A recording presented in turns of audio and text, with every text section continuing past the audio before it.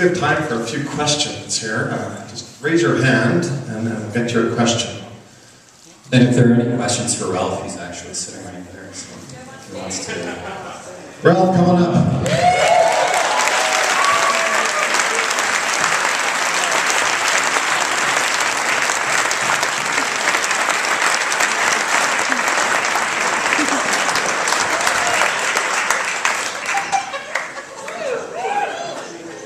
So if you have a question, just raise your hand and we'll get it out. It's hard to see hands in this crowd. Well, I'll start. There was a crowd. Both of you guys are dealing with, you grew up in an age where video was everywhere and people could document themselves and become, fame's a funny word, but how do you guys go about starting a documentary, picking a subject where visual, everybody has a visual history of themselves existing already.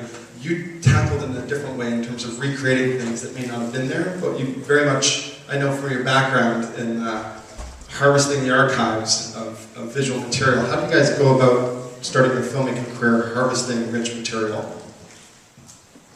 Me or you? Well, I mean, I guess it was a matter of choosing a subject that I thought had that rich, depth. I knew that there was a lot of material to work with, obviously, because I used to watch the Cabin Video Show when I was a young child. And so I was always curious to see what sort of behind-the-scenes stuff there might be. So, jumping into the subject of Ralph, it was quite clear that there would be a lot to work from. So it seems like, for a first feature, even though it started as a short and worked its way into a feature, I guess it was kind of a calculated choice in a way, knowing that, you could work with all of these different aesthetics and the stock footage and home video footage. What about you, Walter? I don't know, we just kind of set out, we discovered, my friend Matt Rankin and I, that people respond in Winnipeg who live there and were from there, responded either, really viscerally to Burton Cummings, and so we just knew that there was something there. People loved him, people hated him. How else do you respond to Burton Cummings other than viscerally? We got a question there, go ahead. I have a question for Ralph. Are your hands still red from the dye? Yeah, that's what I was thinking of. I hadn't seen the film before today. So when I was doing that thing with the slime TV, the afterbirth, I was going, hey, fucking deja vu, man, all over. But that was for making the big hairy pink bags that I put the popcorn in today. I thought of them this morning because I heard that they don't sell popcorn here at the theater. So I was talking with Buick last night, and he goes, well, why don't you sneak some in? I said, how am I going to sneak popcorn in? He goes, well, put it in your bag. Hey, why don't I make a big, hairy, pink bag? Get some popcorn to everybody. And, unfortunately, I didn't read the directions, so thanks for the question, though. It's a new tradition we're starting here at the Vader. Other questions?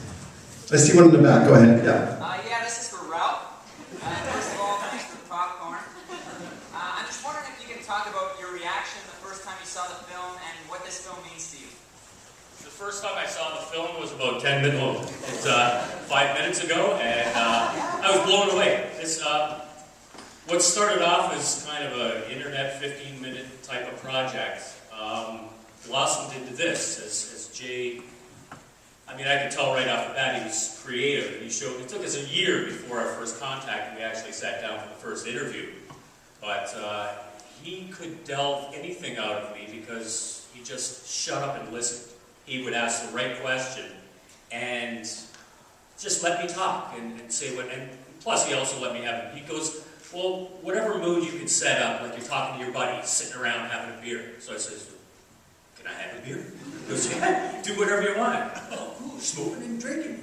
And I know, so I wasn't all liquored up, all answering the questions, but it just felt more comfortable. He had the right demeanor to ask questions, and I'm blown away, dude.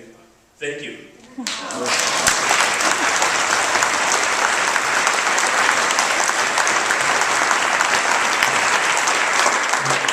God. I'm a little bit loath to ask whether Burton has seen the film or not. Oh, definitely not. And I should point out, there is another part of the Burton cycle called Negative a Peg. If you get a chance to see it, it fills out the story of Burton's fateful night in 7-Eleven a little bit more. Other questions? I always forget the bell. There we go. When can we buy Captain Video on DVD? Here's a question. When can we buy Captain Video? You're talking about the cable series? Yeah. Could the cable series be available on DVD? Blu-ray. Blu-ray box set. Yeah, he said so. I didn't know there was an interest. I've got a couple things up on YouTube, but I don't know. We'll get a website. Gotta monetize that shit, Gotta man. monetize. I got a couple of copies of the limo, dude. So give me 10 bucks. Yeah, go ahead. I'll try. No, I feel beautiful. Doesn't need a mic. No, actually, as I said, I didn't know you used that part in there about me doing the ecstasy. You never told me that. I checked that out up on screen going, I hope Sergeant Stadenko isn't in the audience. Forced me down. No, my body feels fantastic. Better than it did before, I guess. I don't know. I don't remember. But thanks for asking. We have time for a few more questions. Yes, go ahead. Two questions. One is the 20th anniversary special. Did you put that online yet? And the other is, what's the one stuff you regret doing, or do you regret doing it? Well, the pool plunge, obviously. That was the worst. Dude, I know it got the notoriety, and Jay definitely would not have done a film about me, which I really didn't think we were doing in the first place. But yeah, the pool plunge was like, dude, I don't want to break my back again. If I could pull that out and go, or Buick could come over and get involved in it and go, hey, Ralphie, you can rope, you dickhead. Then I would do that. And the 20th anniversary thing, I hadn't thought about doing any kind of marketing or anything like that. This kind of just snowballed with Primitive Entertainment getting involved and really being a great mentor to Jay. There's the old cat video stuff. We'll wait for later on, whatever. It's still maturing, sitting in a crock pot somewhere. Like fine wine. Yeah. But still here. I'm not going to bring anything out like that to compete with Beauty Day, the movie. What I just saw up there, man, blew my mind. I got to see it a couple more times. But and it's not just a story of whatever, but the cinematography, the beautiful shots and the pictures, and the way, ooh, I like that. Scared. But the way he did it was just, I'm not going to compete with that. So later on, yeah, check out for it. He stole the domain Cat Video Show. So he said It will be gifted back to you. We got time for one more question. If anybody wants that honor. Yes, go ahead. For Jay, I was just wondering if you could talk about the role that music played in the film and licensing music on a relatively low budget. Is that Jason Baker? It sure How's it going?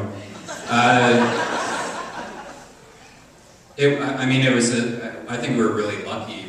I kind of had a wish list of music that, as I was cutting the film, I would just drop whatever I wanted in there, and I guess assume it would have to come out at some point. But luckily, we were able to get some major pieces of music into the final film, and I think music is it's an important thing for me.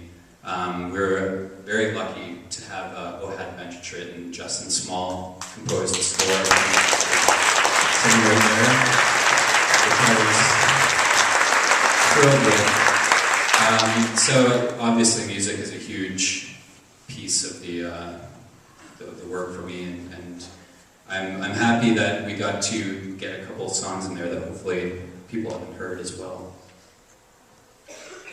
I'd like to thank everybody for coming. There's a chance to see this film a couple more times, and repeated viewings are rewarded. So check out the rest of the festival. Thanks for coming tonight. Thanks to the directors and cast for coming.